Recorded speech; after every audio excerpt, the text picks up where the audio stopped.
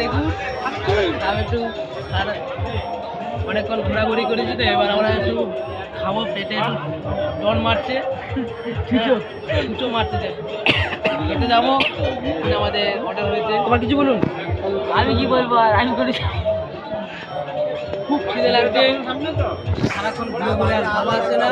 আমি একটু খাবো, খেয়ে আর একবার ঘুরবো, ঘুরে এবার চলে যাবো বাড়ি। তোমরা দেখতে থাকো অ্যারেঞ্জমেন্টটা। এই দেখুন বিরিয়ানি, সস